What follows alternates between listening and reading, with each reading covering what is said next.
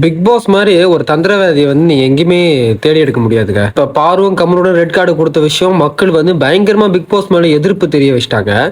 அது அது அந்த தடயத்தை அப்படியே துடைக்கிறதுக்கு பார்வையும் கமருடையும் இன்வைட் பண்ணி ஃபினாலேக்கு வர வச்சிருக்காங்க. ஒருவேளை பார்வும் கமருடன் மூஞ்சில் அடிச்ச மாதிரி நான் வரமாட்டோம் அப்படின்னு சொல்லியிருந்தா பிக் பாஸ் டீமை வந்து மூஞ்சி எங்க வச்சிருந்திருப்பாங்க. கூப்பிடுறதுனால என்ன புரிஞ்சுன்னு இருக்குது. உங்களே என்ன பண்ணியிருக்கணும், 2 பேரு மேல இந்த ரெட் கார்டை வந்து ரிமூவ் பண்ணி விட்டுட்டு, இந்த ஒரு வாரம் இருந்துச்சு தானே இந்த சீசனு.